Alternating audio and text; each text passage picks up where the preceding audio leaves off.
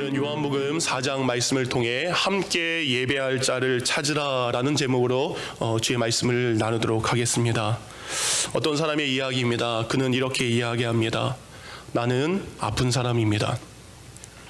나는 부정한 사람입니다. 그래서 나는 가는 곳마다 나의 입술로 크게 외쳐야 됩니다. 부정하다, 부정하다. 사람들에게 나의 부정함을 알리기 위해 나는 가는 곳마다 소리칩니다. 그래서 사람들은 그런 나의 소리를 듣고 사람들은 피하기 시작합니다. 때로는 철 모르는 아이들이 제게 돌을 던지기도 합니다. 갑작스럽게 찾아온 질병 앞에 나는 사랑하는 가족과 떨어졌습니다. 이웃과 친구들, 그들과 함께 하지 못합니다. 지금 내가 할 수 있는 것은 아무것도 없습니다. 가게에 나가서 일을 할 수도 없습니다. 밭에 나가서 농사를 지을 수도 없습니다. 들에 나가서 양을 키울 수도 없습니다. 나는 나병 환자입니다. 나는 문둥병 환자입니다. 나의 몸은 점점 썩어져 가고 있습니다. 내 몸의 상처는 점점 깊어져 내 몸에서 고름이 나오기 시작합니다. 그리고 살이 조금씩 떨어져 나갑니다. 나의 몸은 아픕니다. 그렇지만 나의 마음도 너무 깊이 병들어 있습니다. 그런 나에게 어느 날 누군가가 한 걸음씩 다가오십니다. 그리고 그는 상처난 나의 몸에 손을 내미십니다. 그 누구도 만지려 하지 않았던 나의 몸의 상처에 그는 손을 내미셨고, 그는 고름난 나의 몸에 그의 손을 대셨습니다. 얼마만에 느껴보는 따뜻한 사람의 손길이었던가. 나의 몸의 질병이 치유되기 전 나의 마음이 먼저 치유가 되었습니다. 그는 나의 육신의 아픔보다 나의 마음의 상처를 더욱더 보듬어 주셨습니다. 그분은 바로 예수님이십니다. 사랑하는 성도님들, 우리 예수님께서는 그의 육신의 질병을 치유하시기 전 그의 누구도 만지려 하지 않았던 연약함과 아픔, 그 상처에 그의 따뜻한 손을 내밀으셨습니다.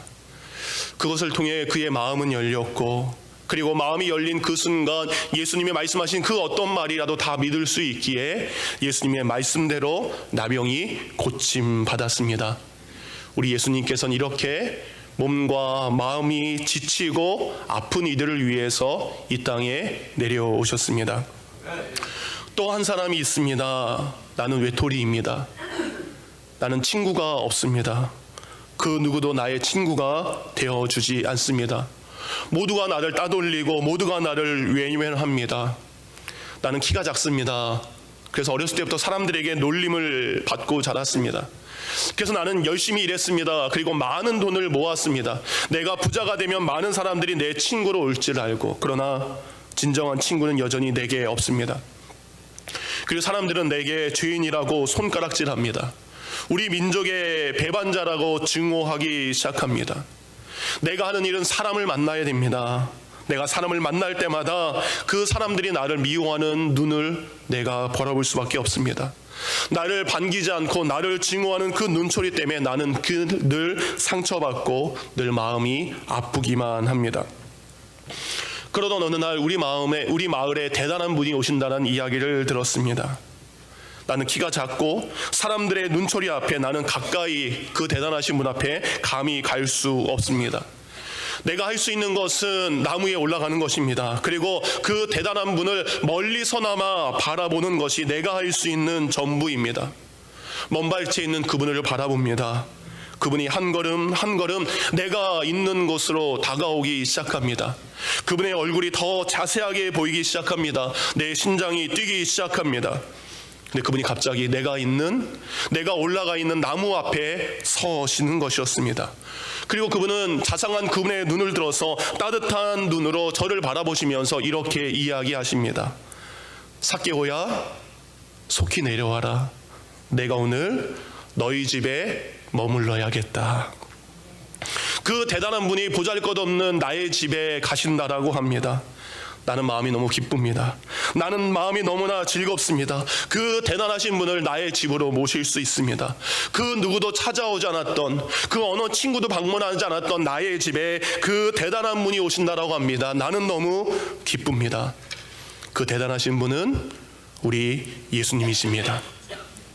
예수님이 삭개오의 집에 들어가십니다. 그는 사람들이 수군수군 대기 시작합니다. 저가 죄인의 집에 들어간다. 사람들은 이야기합니다. 저가 죄인의 집에 들어간다. 그러나 예수님은 우리 집에 들어오셔서 이렇게 말씀하십니다. 오늘 구원이 이 집에 이르렀다. 그 예수님은 이렇게 말씀을 하십니다. 인자가 온 것은 잃어버린 자를 찾아 구원하려 함이니라. 이렇게 우리 예수님은 잃어버린 자를 찾아 구원하기 위해 이 땅에 오셨습니다. 여러분, 우리는 죄인입니다. 우리는 몸과 마음이 지친 병든 사람들입니다. 우리는 외로운 사람입니다. 우리는 지친 사람입니다. 우리는 상처받은 사람입니다. 그런 우리를 위해 하나님의 나라의 영광스러운 보좌를 내려놓고 이 땅에 우리에게 오셨습니다. 그 예수님은 죄인인 나를 구원하기 위해, 몸과 마음이 병든 나를 치료하기 위해, 외로운 나의 친구가 되시기 위해, 지친 나의 마음을 위로하기 위해, 상처받은 우리의 마음을 어루만지기 위해 예수님은 우리와 같은 사람의 몸으로 이 땅에 내려오셨습니다. 그렇게 예수님은 우리에게 오셨습니다. 오늘 성경 본문을 보면 예수님이 또다시 한 여인을 찾아감의 이야기가 기록되어 있습니다. 이 여인이 살고 있는 땅은요, 유대인들에게 있어서는 저주받은 땅이요 죄인들의 땅입니다. 유대인들은 그 사마리아 땅을 향해 나는 저 저주받은 땅에 가지 않을 거야, 나는 저 죄인들의 땅에 가지 않을 거야 라고 늘 이야기합니다. 그런데 그 사람들이 이렇게 이야기하는 것은 사마리아 땅 사람들이 원래는 자기들과 같은 혈통이었습니다. 그런데 예전에 하나의 이스라엘이 북이스라엘과 남유다로 갈라졌을 때 북이스라엘이 아수르라는 강한 나라에 의해서 멸망하게 됩니다. 왕이 하나님의 뜻을 거역했기 때문에, 하나님의 백성들이 하나님을 떠났기 때문에, 그래서 아수르 사람들은 하나님의 백성으로 살고 있는 그들의 혈통을 섞어버리기 시작합니다. 유대인 남자들과 이방 여인들을 강제로 결혼시킵니다. 유대인의 피띠를 가지고 있는 여인들과 이방인의 남자들과 강제로 결혼을 시키게 됩니다. 힘없는 나라의 백성들이 할 수 있는 것은 아무것도 없었습니다. 그럼에도 불구하고 유대인들은 여전히 사마리아 사람들을 다른 이방 나라 사람들보다 더 못한 사람들로 취급해서 그 사람들이 사는 땅조차 밟지 않는 것이 그 당시 유대인들의 생각이었습니다. 이것을 잘 이해할 수 있는 일이 있습니다. 우리 한국이 그랬죠.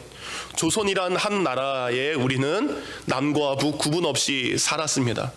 그러나 이념이 갈라지고 정치가 갈라지고 그리고 전쟁이란 무서운 것을 통해서 남한과 북한과 남한은 다른 어떤 나라 사람들보다 서로를 증오하면서 아직까지 살아가고 있는 것이 우리의 현실 아닙니까?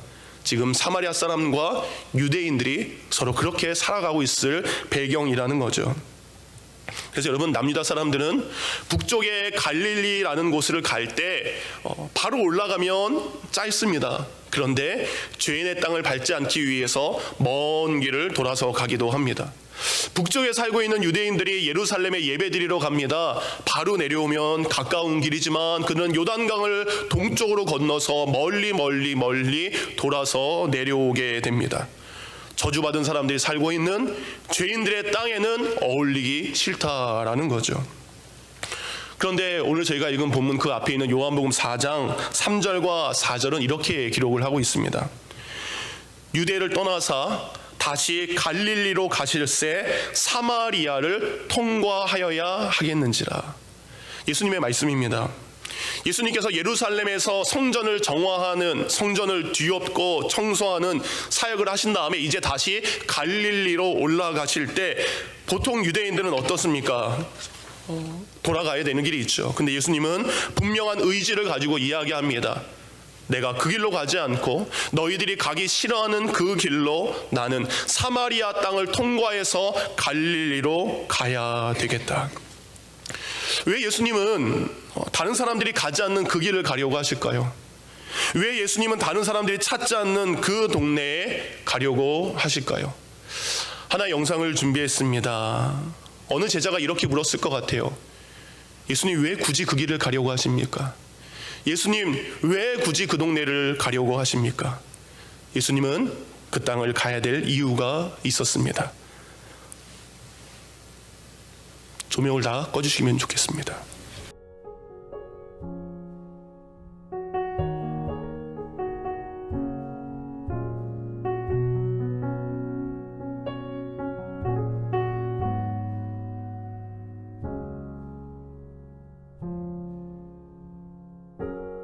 내가 사마리아에 가는 이유는 그곳에 울고 있었던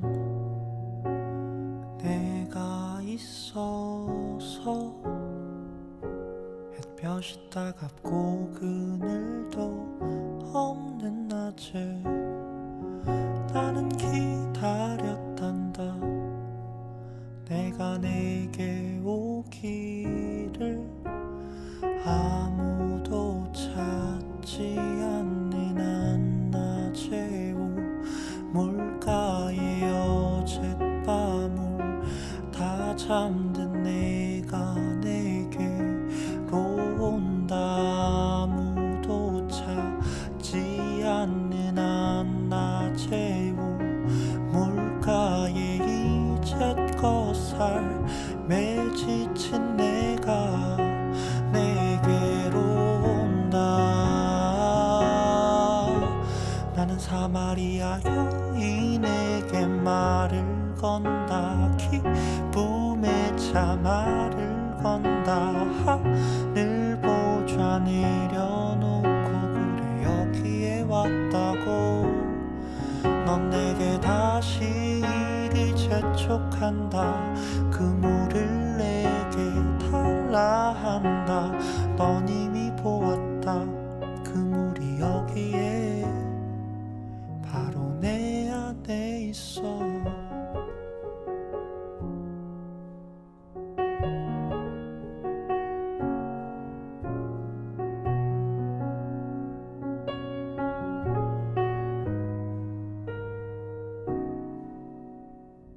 우리 예수님께서 아무도 가지 않는, 아무도 찾지 않는 그 사마리아 땅을 찾아가신 이유는 거기에 울고 있었던 한 여인이 있었기 때문입니다.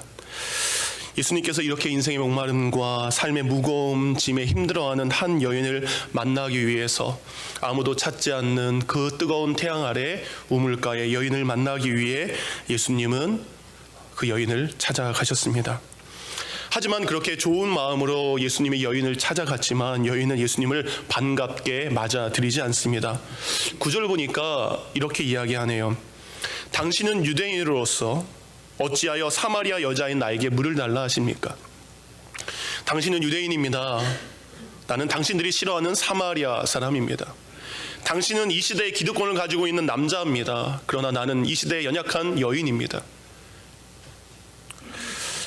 이 여인은 어떠한 인생을 살았습니까? 사랑하는 사람이 있었고요. 믿었던 사람이 있었습니다. 그러나 믿었던 사람에게 상처를 받습니다. 사랑했던 사람들에게 너무나 많은 상처를 받았던 이 여인은 자신에게 호의를 베풀기 위해 찾아온 예수님을 쉽게 받아들이지 않고 외면하기 시작합니다. 지금 예수님이 원하는 것은 물 한 그릇 떠주세요 라는 작은 것입니다. 근데 목마른 나그네에게 물 한 그릇조차 떠줄 만한 마음의 여유가 이 여인에게는 없는 것 같이 보입니다. 맞습니다, 여러분. 마음의 상처가 큰 사람들, 누군가에게 물 한 그릇조차 떠줄 여유가 없는 삶을 살아가게 됩니다. 다가오는 사람들에게 작은 일조차 그를 받아줄 수 있는 마음의 여유도 없게 됩니다. 그래서 대부분의 사람들이 누군가가 상처 입은 그를 찾아갔을 때 오히려 그가 마음을 열지 않는 것 때문에, 오히려 그가 호의적으로 대하지 않는 것 때문에 떠나가게 됩니다. 이런 말을 하죠. 아니, 내가 당신 힘들어서 당신 위로해 주려고, 내가 당신 친해지려고 왔는데 당신은 나한테 그거밖에 못해? 오히려 이런 상처의 말을 남기고 더 큰 상처를 주고 떠날 때가 있다는 거죠. 우리도 그렇다는 거죠. 하나님 우리에게 믿는 자의 은혜를 주셔서 믿는 자로서 가난한 자, 아픈 자, 힘들어하는 자, 위로가 필요한 자에게 찾아갈 때가 있습니다. 선한 마음을 가지고 귀한 마음을 가지고 누군가에게 다가가지만 상대방이 냉담하게 쌀쌀하게 반응할 때 에이 됐다라고 접을 때가 너무나 많죠. 1992년 제가 신학교를 처음 들어갔을 때 읽었던 책 중에 목회하면서 늘 기억에 남는 책이 하나 있습니다. 둘의 마을이라고 하죠. 김진호 목사님이 처음 쓰셨던 책이 새벽을 깨우리로다라는 책이 있습니다.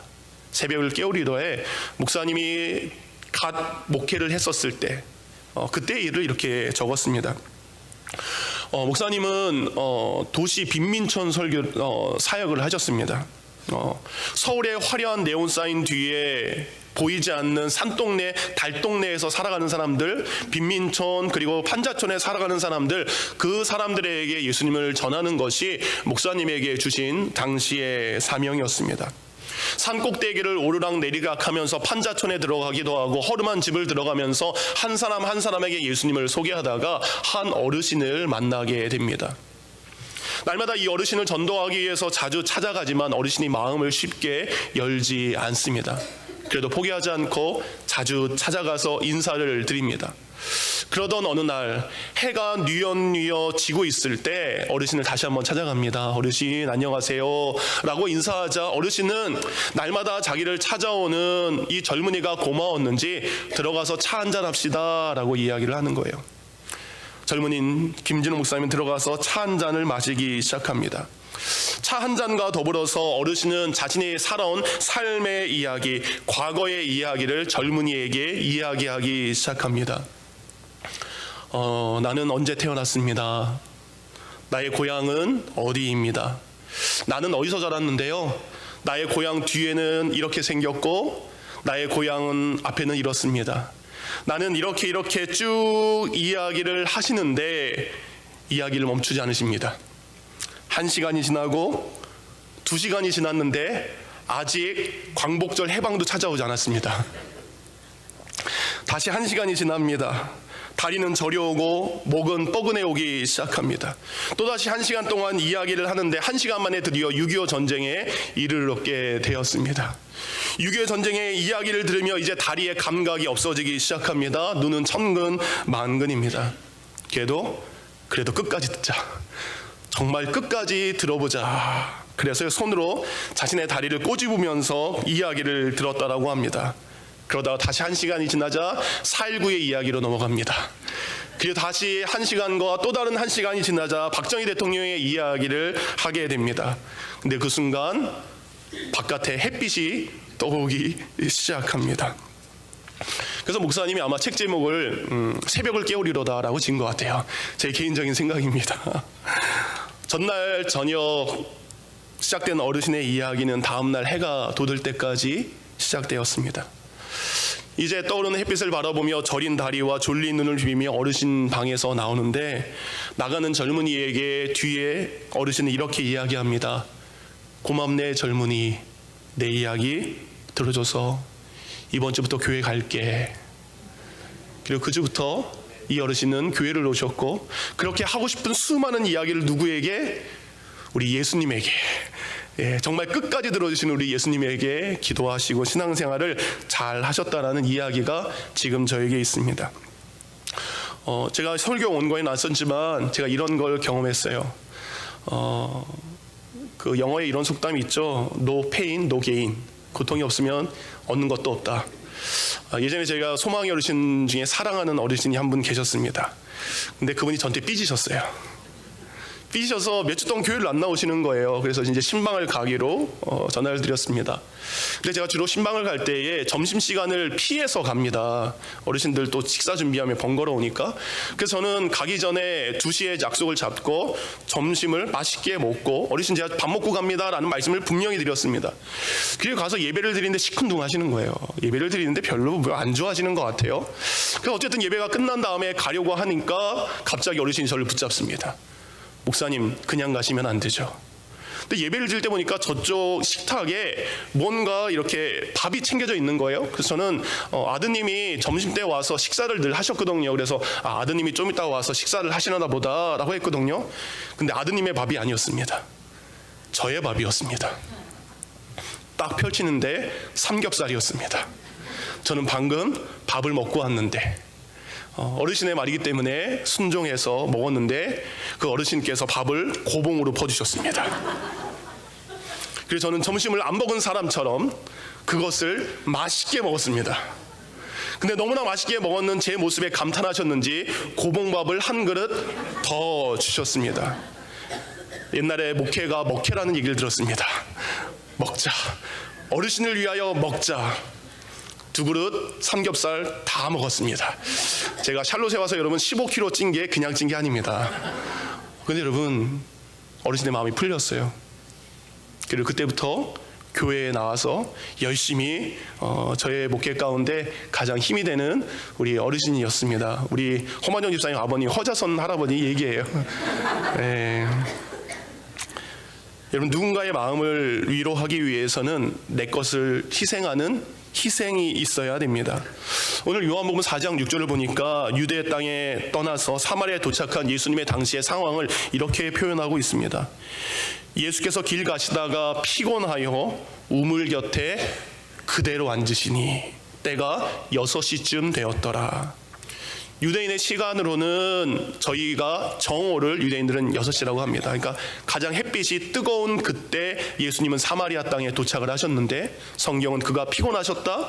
그리고 얼마나 피곤하셨는지 우물가에 도착하자마자 주저앉았다라고 돼 있어요.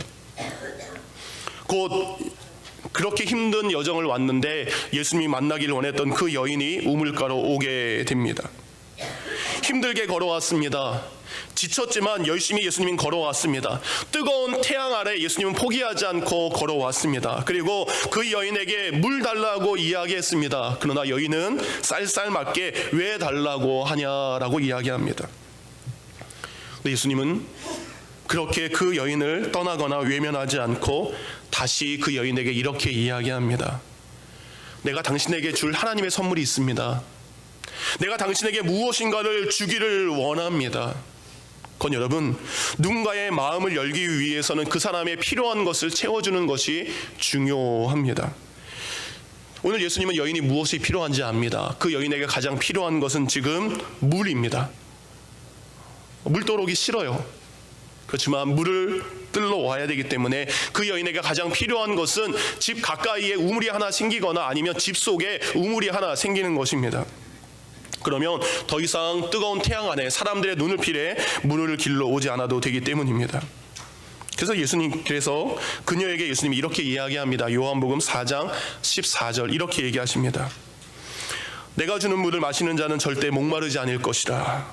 참으로 내가 주는 물은 그 속에서 끊임없이 솟구쳐 나오는 영원한 샘물이 되리라. 예수님은 여인에게 이야기합니다. 가장 필요한 샘물, 솟아나는 물을 그대에게 주겠다라고 이야기합니다.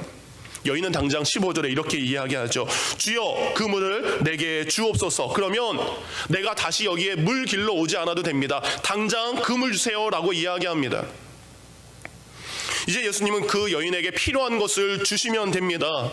그 여인의 집에 가셔서 기적으로 능력으로 우물 나오게 하시면 됩니다. 근데 예수님은 갑자기 이상한 말씀을 그 여인에게 이렇게 합니다.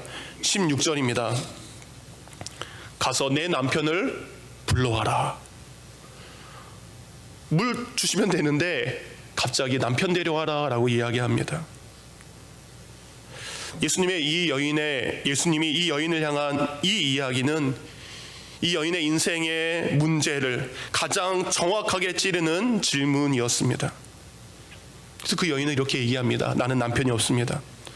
그러자 다시 예수님은 그 여인에게 이렇게 이야기합니다. 내가 남편이 없다 하는 말이 옳도다. 너에게 남편이 5이 있었고 지금 있는 자도 내 남편이 아니니 내 말이 참되도다. 예수님은 단순히 이 여인에게 물 한 그릇 주기 위해서, 물을 해결하기 위해서 오신 것이 아닙니다. 우물을 줘봤자 또 목마르기 때문에, 인생의 근원적인 문제가 해결되지 않으면 여전히 목마른 인생을 살아갈 수밖에 없다는 것을 알기 때문에. 근데 이 여인에게 항상 인생의 갈증을 가져다 주는 것은 바로 남편이라는 존재였습니다. 이 여인은 좋은 남편을 만나서, 좋은 남자를 만나서 행복하게 살아가면 내 인생이 목마름이 없이 행복하게 살아갔다, 이것이 그 여인의 꿈이었습니다. 그런데 한 남자를 만났지만 그에게 있어서 인생의 목마름이 해결되지 않습니다. 또 다른 조건을 가진 남자를 만납니다. 이번에는 친절한 남자, 그 다음에는 돈이 많은 남자, 그 다음에는 건강한 남자, 그 다음에는 친구들이 많은 성격 좋은 남자. 그렇지만 만나는 사람마다 그 여인의 갈증을 해결하기보다 오히려 바닷물을 마시면 더 갈증이 심해지는 것처럼 더 인생의 갈증이 커지게 됩니다. 전에 5명의 남편에게도 그랬고 지금 있는 그에게 있어서도 행복이 찾을 수 없다라는 거죠. 본문에 나오는 이 여인이 남편이 5명이 있었다라는 것에 대해서 2가지 해석을 할 수 있습니다.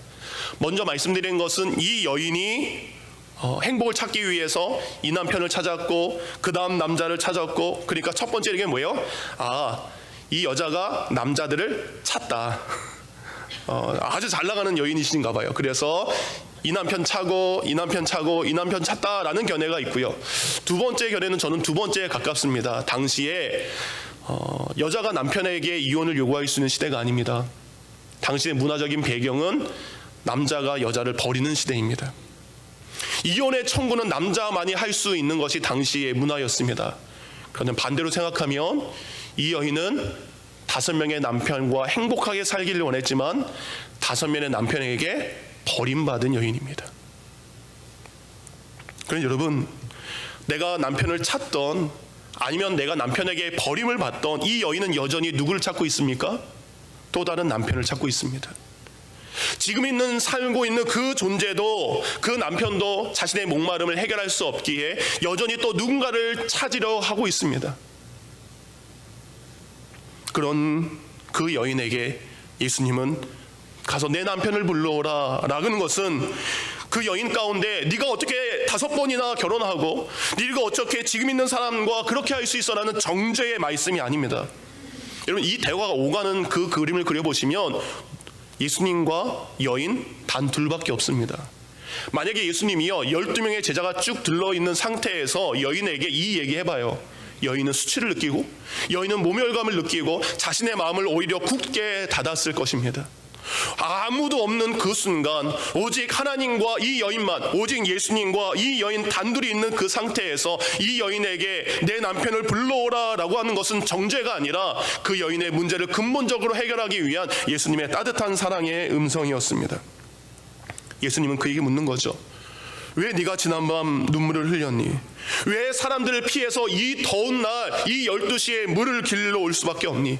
왜 5명의 남편이 너를 떠나갔는지, 여전히 6명의 남자와 함께 살면서 인생의 만족이 왜 없는지, 그 근본적인 질문을 예수님께서 던지신 것입니다. 여인의 뿌리 속에 있는 그 근본적인 것이 해결되지 않으면 아무리 물을 마셔도 여전히 목마르기 때문입니다. 자신이 말하지 않았음에도 불구하고 자신의 과거를 알고 계십니다. 그리고 지금 남편과도 갈등이 있다는 현재의 고민은 나밖에 모르는데 나에 대해서 이분은 너무나 잘 알고 있습니다. 그 순간 이 여인은 예수님을 선지자로 고백합니다. 19절입니다. 주여, 내가 보니 선지자로소이다. 여인은 예수님을 향해서 특별한 능력이 있다는 것을 알게 됩니다. 그리고 자신과 다른 분임을 그는 깨닫게 됩니다. 선지자는 하나님의 뜻을 아는 사람입니다. 인생에 너무나 많은 질문이 우리에게 있습니다. 우리가 너무나 많은 궁금한 것들이 있습니다. 그 여인은 자신의 삶 가운데 너무나 궁금했던 한 가지, 그 한 가지를 예수님 앞에 질문하기 시작합니다. 20절입니다. 우리 조상들은 이 산에서 예배하였는데 당신들의 말은 예배할 곳이 예루살렘에 있다 하더이다. 여인의 질문은 이겁니다. 어디서 예배를 드리는 것이 옳습니까? 왜냐하면 당시 유대인들은 예루살렘에서 예배를 드리는 것이 진짜라고 주장하는 것이고, 사마리아 사람들은 그리심산이라는 산에서 예배 드리는 것이 맞다라고 주장하고 있기 때문입니다. 대화의 주제가 어떻게 됩니까? 한 개인의 궁금한 것을 떠나서 한 민족의 풀리지 않는 문제에 대해서 궁금한 것을 이야기합니다. 왜냐하면 이분은 답을 아실 것 같았습니다. 여인의 궁금한 질문에 예수님은 이렇게 대답하죠. 21절입니다. 예수께서 이르시되 여자여 내 말을 믿으라. 이 산에서도 말고 예루살렘에서도 말고 너희가 아버지께 예배할 때가 이르리라. 23절입니다. 아버지께 참되게 예배하는 자들은 영과 진리로 예배할 때가 오나니 곧 이때라.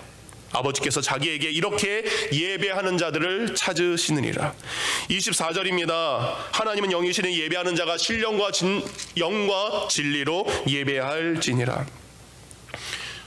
여인이 너무나 궁금했던 것, 사마리아 사람들이 너무나 궁금했던 것에 대해서 예수님은 정확하게 이야기합니다. 내가 말하는 것을 믿으라. 너희가 말하는 그리심산도 아니라 유대인들이 말하는 예루살렘도 아니다라는 이야기를 합니다. 예수님은 장소가 중요한 것이 아니다. 어디서 예배를 드리냐가 중요한 것이 아니다. 오늘 네 자신이 예배를 드리고 있느냐, 그것이 중요한 거다라고 이야기합니다. 어디서 어떻게 예배를 드리는 것보다 예배 드리는 이 순간 지금 내가 하나님 앞에 예배하고 있는지 그것을 먼저 돌아보라는 것이죠. 화려한 건물에 웅장한 장식과 그리고 장엄한 음악이 흘러나온다 할지라도 우리가 예배의 구경꾼이라면 그 예배는 하나님이 받으시는 예배가 아니라는 겁니다. 하나님 원하시는 예배는 두 번이나 얘기합니다. 영과 진리로 예배해라. 하나님께서는 예수님께서는 유대인들에게 이야기합니다. 사마리아인들에게 얘기합니다. 우리에게 말씀하십니다. 진정한 예배는 영과 진리로 드리는 예배라. 그럼 영으로 드리는 예배가 뭘까요? 예루살렘의 예배에는 영의 예배가 빠져 있습니다. 예루살렘에는 큰 성전이 있습니다. 그러나 그들의 예배는 형식주의에 빠져 있습니다. 그들은 율법주의에 빠져 있습니다. 그들의 예배는 습관적인 예배였습니다. 예배의 형식과 예배의 겉모습은 가지고 있지만 예배 가운데 예배를 드리는 사람들의 영이 다 죽어져 있다라는 겁니다. 죽은 자가 드리는 죽은 예배가 예루살렘의 예배였다라는 거죠. 에베소서 2장 1절을 보면 그는 허물과 죄로 죽었던 우리를 살리셨도다라고 되어 있습니다. 성경은요, 우리가 허물과 죄로 죽었었던 존재라고 이야기합니다. 그런데 그가 예수님께서 십자가에서 피를 흘리심으로 말미암아 그가 우리를 살리신 거예요. 여러분, 우리가 살아 있습니다. 성경은 허물과 죄로 죽은 사람은요, 죽은 사람이라 이야기해요. 호흡하고 있고 말하고 있는데 죽은 사람이라고 이야기합니다. 뭐가 죽었습니까? 영이 죽은 사람입니다. 영이 죽은 사람. 근데 예수 그리스도를 믿는 사람은 뭐가 살아난 사람입니까? 영이 살아난 사람입니다. 곧 영으로 드린 예배는 하나님을 바라보며 하나님을 믿으며 예수님이 나의 구주이심을 고백하며 드리는 예배인 것이죠. 아무리 화려하고 아무리 멋있는 찬양이 있다 할지라도 그 가운데 내가 하나님을 믿지 않는 예배를 드린다면 그건 예배가 아니죠. 하나님을 믿어서 드리는 예배가 진짜 예배가 아닙니까? 하나님을 믿지 않는 사람들이 드리는 예배, 그거는 아무리 형식이 있고 아무리 웅장하고 아무리 모든 것이 있다 할지라도 그것은 참된 예배가 아니라는 것입니다. 믿음을 가진 사람이 드리는 믿음의 예배가 영의 예배인 줄 믿습니다. 그래서 우리는 여러분 믿는 자의 예배를 드리기를 원합니다. 두 번째, 예수님은 영과 진리로 예배를 드려야 된다라고 이야기합니다. 이것은 사마리아 사람들에게 하는 이야기예요. 사마리아 사람들은 예배를 드리기 위해서 그리심산이라는 곳을 찾아가게 됩니다. 여기에는 이유가 있습니다. 하나의 이스라엘이 북이스라엘과 남유다로 분단되게 됩니다. 그런 다음에 북이스라엘에 여로보암이라는 사람이 왕이 됩니다. 근데 이 여로보암이라는 사람이 불편한 게 있어요. 나라는 북이스라엘에 사람들이 살고 있는데 성전은 어디 있습니까? 남쪽 예루살렘에 있는 거예요. 그 사람들이 때만 되면 절기만 되면 내 백성인데 남쪽에 가가지고 예배를 드리는 겁니다. 몸은 내 백성이지만 그들의 마음은 어디를 가 있어요? 늘 남쪽 바라보고 있는 거예요. 그러니까 이 여로보암이 무엇을 하냐?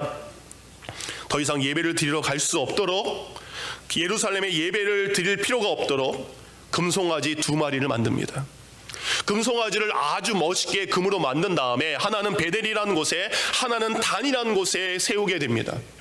굳이 멀리 불편하게 힘들게 예루살렘까지 가지 말고 당신들 집 가까이에 있는 베델 가서 그리고 단에 가서 예배 드려라. 사람들이 이제 어떻게 했을까요? 고생해서 멀리 예루살렘에 가지 않습니다. 가까운 황금으로 만든 소가 있는 그곳에 가서 절하게 됩니다. 여러분, 그것은 하나님이 명령하신 예배의 터전도 아니었고, 그곳은 하나님이 계시지 않는 가짜 예배당이었죠. 그래서 이야기합니다. 그곳에는 나도 없고 그곳에는 진리조차 없다. 예루살렘에서 드리는 예배의 사람들에게는 영이 없습니다. 사마리아에서 예배 드리는 사람들에게는 하나님이 계시지 않습니다. 진리가 없습니다. 여러분, 우리가 신앙생활할 때 우리에게 여로보암이 만든 가짜 예배에 우리가 속아 넘어갈 때가 많습니다. 하나님께 예배를 드립니다. 하나님이 정해놓은 영과 진리로 예배를 드려야 됩니다. 그러나 때로는 우리가 자기의 종교적인 신념, 자신의 종교적인 철학과 방법으로 이것으로 예배를 대신해도 돼 란다는 교만이 우리에게 들어올 때가 있습니다. 그 사람들은 이렇게 이야기합니다. 하나님이 이해하실 거야. 끊임없이 수많은 것에 합리화시킵니다. 하나님이 이해하실 거야. 내가 오늘 예배당 못 가는 거, 예배하러 거기까지 못 가는 거 이해하실 거야. 내가 이 사람들과 함께 이렇게 하는 거 하나님이 이해하실 거야. 내 형편과 내 상황 하나님이 아실 거야. 그들은 예배를 대신하며 합리적인 이유를 찾아가면서 하나님이 이해하실 거야 라고 받아들입니다. 그러나 사랑하는 성도님들, 믿음과 예배는 결코 분리될 수 없습니다. 믿음이 있다면 예수 그리스도께서 핏값으로 세운 교회에서 믿음의 사람들과 함께 예배하는 것이 하나님이 원하시는 영과 예배의 참된 모습이라는 거죠. 여러분, 예배를 떠나면 우리가 믿음이 흔들리게 됩니다. 당연합니다. 예배에 소홀하게 되면 우리의 믿음이 소홀할 수밖에 없는 것이 우리의 삶의 솔직한 고백이기도 합니다. 이번 주에 한 형제님을 찾아갔습니다. 여러 가지 상황 가운데 주님 앞에 주일날 예배를 드릴 수 없는 상황입니다. 그분에게 이런 이야기를 했습니다. 그분이 먼저 이야기하더라고요. 예배를 드리지 않으니까 시간이 많이 남아도 기도가 안 돼요. 정말 시간은 많은데 성경을 안 피게 돼요. 정말 시간은 많은데 더 무엇인가를 하지 못하게 되네요. 그분에게 이런 말씀을 드렸습니다. 사랑하는 집사님, 할 수 있는 작은 것부터 회복하세요. 가게 도착해서 기도로 시작하세요. 늦은 밤 들어가면 아이들이 자고 있지만 아이들의 머리에다가 아빠로서 믿음의 아버지로서 기도해 주세요. 작은 것이지만 내가 찬양하려고 노력하세요. 작은 것이지만 내가 믿음으로 살려고 하세요. 지난주에 설교했던 것처럼 큰 항아리에 물을 채우는 것, 내가 가진 것은 작은 바가지 하나지만 그 작은 바가지 하나하나가 모여졌을 때 큰 항아리가 채워지고 그것이 물이 변화의 포도주가 됩니다. 집사님, 지금 할 수 있는 작은 믿음의 일들을 포기하지 말고 그것부터 해가세요. 말씀의 결론입니다. 예수님은 이 여인을 찾아가셨습니다. 그리고 이 여인과의 대화를 통해 예배에 대해서 말씀을 하십니다. 예수님께서는 상처받고 아프고 고난과 어둠 가운데 살고 있는 이 여인의 모습과 오늘 예배를 함께 이야기하고 계십니다. 왜 그러실까요? 예배를 통해 빛으로 나올 수 있기 때문입니다.